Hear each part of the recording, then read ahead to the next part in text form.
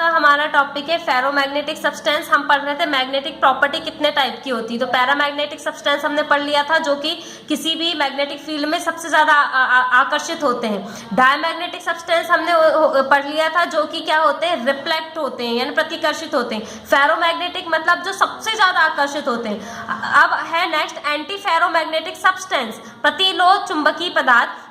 Those paramagnetic substance whose resultant magnetic movement due to alignment of magnetic movement in the magnetic field is zero are known as antiferromagnetic substance। ऐसे paramagnetic substance, ठीक है, ऐसे substance नहीं, ऐसे paramagnetic substance जो कि paramagnetic कौन, जो कि आकर्षित होते हैं। तो ऐसे पैरामैग्नेटिक सब्सटेंस जो कि अपने पूरे मैग्नेटिक मूवमेंट यानी अपने चुंबकीय घूर्णनों के टोटल जो परिणाम है व्यवस्थित करके क्या करते हैं, मैग्नेटिक फील्ड में जो जीरो आकर्षण दिखाते हैं वो कहलाते हैं एंटी फेरोमैग्नेटिक सब्सटेंस। फिर नेक्स्ट है ferromagnetic substance, paramagnetic substance in which resultant magnetic movement due to alignment of magnetic movement in magnetic field is less than that of ferromagnetic substance are known as ferromagnetic substance। तो ferromagnetic substance वो paramagnetic कौन से, जो कि आकर्षित होते हैं। तो ऐसे पैरामैग्नेटिक सब्सटेंस जिनका टोटल मैग्नेटिक मूवमेंट यानी कि उनका जो चुंबकीय आघूर्ण का मान जो होता है वो किससे कम होता है, जो कि अभी हमने पढ़े थे मैग्नेटिक फील्ड में फेरोमैग्नेटिक की तुलना में थोड़ा कम होता है। किसकी तुलना में, फेरोमैग्नेटिक की तुलना में कम होता है, वो सब्सटेंस कहलाते हैं फेरी मैग्नेटिक सब्सटेंस। फेरो अलग है, फेरी अलग है, ठीक है। इनको हम कहते हैं ferrimagnetic substance. In which substance magnetic movement alignment is parallel way be more than the opposite side. तो ये अपोजिट साइड में पैरेलल शो करते हैं, ठीक है। ये यहाँ पे हमारा फर्स्ट चैप्टर खत्म होता है। अब हम पढ़ेंगे नेक्स्ट चैप्टर, ठीक है। नेक्स्ट है हमारा सॉल्यूशन। फर्स्ट चैप्टर में आप ऑब्जेक्टिव में ज्यादा ध्यान देंगे, बुक में जो ऑब्जेक्टिव दिए हैं वो आप अच्छे से पढ़ लेंगे, ठीक है। सॉल्यूशन यानी कि विलयन। सॉल्यूशन क्या होते हैं, if a mixture obtain on mixing two or more than two substance is homogeneous this mixture is called solution. तो सॉल्यूशन वो कहलाते हैं जो कि जिसमें एक या एक से ज्यादा पदार्थ या सब्सटेंस जो है वो होमोजीनियस, जो होमोजीनियस का मतलब जो कि समांगी हो, एक जैसे हो, इनसे मिलकर जो बना होता है वो सॉल्यूशन कहलाता है। जैसे शुगर सॉल्यूशन, ब्रेस है, जैसे होमोजीनियस मिक्सचर है ऑफ कॉपर और जिंक का, ये कहलाते हैं आपके होमोजीनियस मिक्सचर या फिर विलयन। तो ये इसमें जो आपका यहाँ पे जो टिक लगे हुए हैं वहां तक आप पढ़ते जाएंगे, ठीक है। फिर हमको देखना है each part of homogeneous mixture has uniform structure of composition. Homogeneous mixture जो समांगी मिश्रण जो होगा उसके स्ट्रक्चर में हर पूरा कंपोजिशन एक सा होगा, यूनिफॉर्म होगा।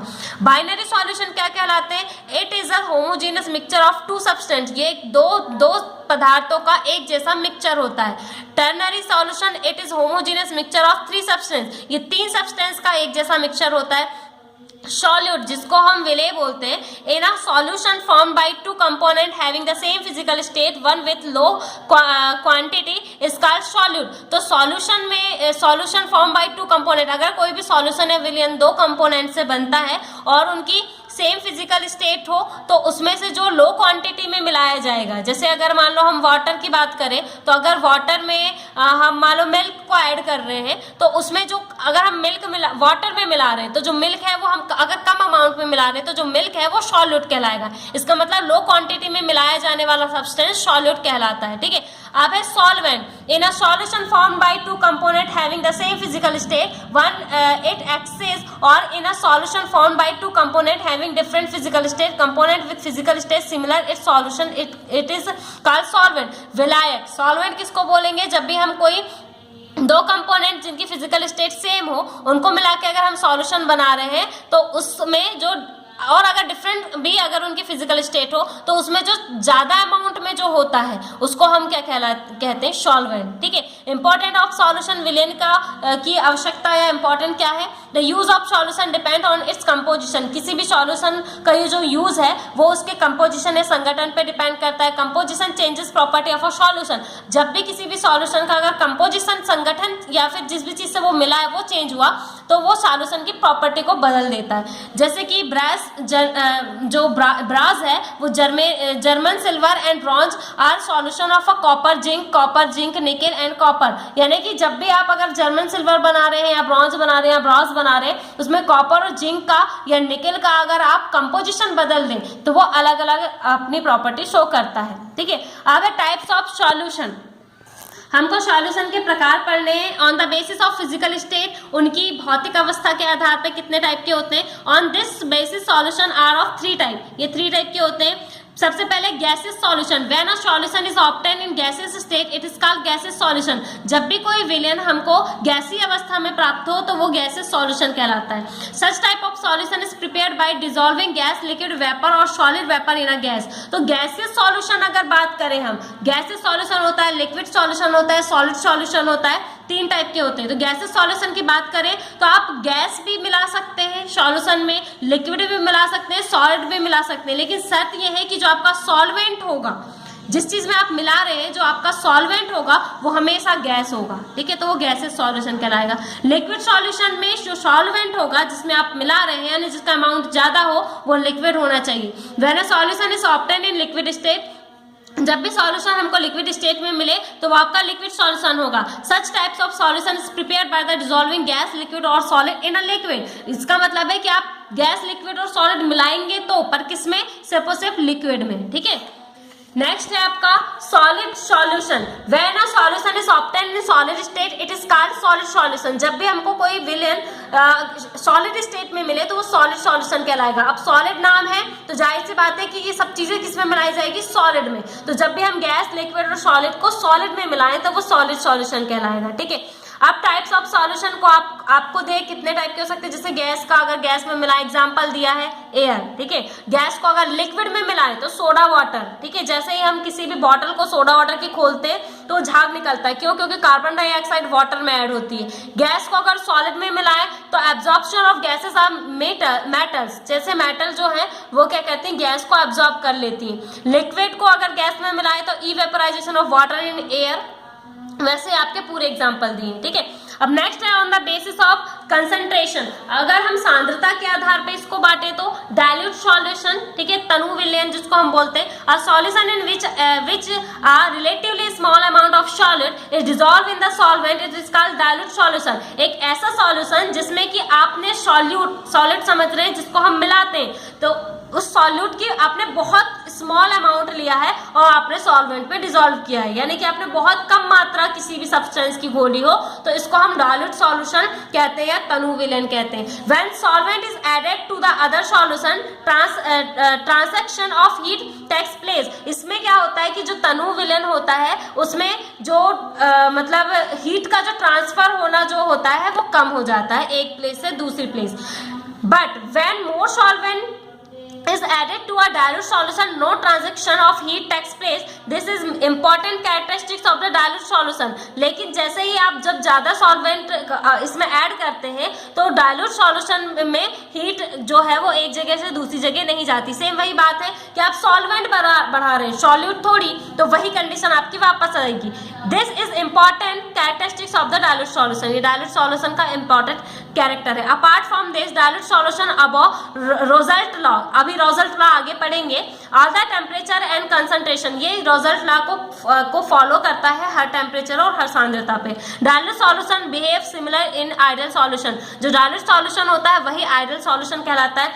कंसंट्रेशन सॉल्यूशन क्या कहलाएगा, concentrate solution, a solution in which a relatively large amount of solid is dissolved in a solvent, it is called concentrate solution. सांद्र विलयन किसको कहेंगे हम, जब हम क्या करते हैं बहुत ज्यादा सॉल्यूट को डिसॉल्व करते हैं सॉल्वेंट में, तो कंसंट्रेट सॉल्यूशन होगा। सैचुरेटेड सांद्र विलयन, a solution in which no more solute can be dissolved at a given temperature, it is called saturated solution. ऐसा सॉल्यूशन जिसको आप दिए गए तापमान पे और अधिक सॉल्यूट उसमें डिसॉल्व नहीं कर सकते, यानी कि वो संतृप्त है और अगर आप मिलाएंगे तो वो घुलेगा नहीं, तो ऐसा विलयन सैचुरेटेड कहलाएगा। Unsaturated, a solution in which some more solute can be dissolved at a given temperature, it is called unsaturated solution. ऐसा solution जिसको आप दिए गए तापमान पे थोड़ा solute उसमें और मिलाया जा सकता है, ठीक है, वो और घुल जाए तो वो unsaturated कहलाता है. अब है supersaturated, a solution in which excess of solute is dissolved then can be present in a saturated solution. ऐसा solution जिसमें कि जरूरत से ज्यादा सॉल्यूट प्रेजेंट हो, आपने बहुत ज्यादा मात्रा में उसको मिला दिया हो तो ये कहलाता है सुपर सॉल्यूशन. ठीक है, अब आता है हमारे पास मेथड है expression concentration of a solution. किसी भी सॉल्यूशन के कंसंट्रेशन या सांद्रता को आप कैसे व्यक्त करेंगे. The amount of solute dissolve in a given amount of a solvent of or solution, it is called concentration of a solution. किसी भी सॉल्यूशन की कंसंट्रेशन अगर आपसे पूछे कि सांद्रता क्या होती है, इस विलेन की सांद्रता क्या है, तो आप क्या बताएंगे. Solute dissolve in a given amount of solvent, जो दिया गया आपको अमाउंट सॉल्वेंट का जो दिया गया अमाउंट है उसमें घुली हुई सॉल्यूट की मात्रा यानी कितना विलेय आपने मिलाया है उसका अमाउंट आपका उस विलेन का कंसंट्रेशन कहलाता है. ठीक है, द कंसंट्रेशन ऑफ सॉल्यूशन में be expressed in a number of ways. अलग अलग तरीके से आप किसी भी विलेन की कंसंट्रेशन को बता सकते हैं. पहला है percentage. The concentration in percentage is expressed as the part of solute dissolve per 100 parts of solution by weight और वॉल्यूम. तो किसी भी पदार्थ के अगर कंसंट्रेशन को आप परसेंटेज में बता रहे हैं तो वो क्या कहलाती है कि किसी भी पदार्थ में या किसी भी सॉल्यूशन के 100 भाग में यानी टोटल उसका 100% हो उसमें घुले हुए आपको क्या करना है सॉल्यूट को आपने कितना पार्ट सॉल्यूट उसमें डिसॉल्व है 100 में से कितना पार्ट उसमें सॉल्यूट है वो आपका परसेंटेज दिखाएगा उस विलियन का. ठीक है, जैसे कि परसेंटेज वेट बाय वॉल्यूम, अगर आप वॉल्यूम में दिखा रहे हैं तो weight of solute in gram per 100 ml of solution. अगर आपको वॉल्यूम में दिखाना हो वेट तो आप 100 ml सॉल्यूशन लेंगे और उसमें कितने ग्राम सॉल्यूट घुला है वो उस विलेन का कंसंट्रेशन कहलाएगा. अब है परसेंटेज बाय वेट. अगर आपको वेट में निकालना है तो weight of the solute in gram per 100 gram of solution. पहला वाला वॉल्यूम था तो उसमें आपने 100 ml सॉल्यूशन लिया था. अब यहाँ पे आपको वेट में निकालना है तो आप 100 ग्राम सॉल्यूशन लेंगे उसमें कितना वेट आपका सॉल्यूट घुला हुआ है वो ग्राम में निकलेगा. ठीक है, तो percentage weight upon weight of solute upon weight of solution into 100 ये आपका परसेंटेज में निकला. तो एग्जांपल नंबर 1 देखो, इसमें अगर आपको NaOH में इन 200 ग्राम है उसमें 10% NaOH सॉल्यूशन है तो इसका कंसंट्रेशन निकालना है तो mass of solute mass of solute upon mass of solution into 100. तो आपको कितना 10% दिया है किसका NaOH का, तो 10 is equal mass of NaOH upon 200 क्योंकि टोटल मास सॉल्यूशन का कितना है 200 ग्राम है इनटू 100 तो ये आपका आएगा 20 ग्राम.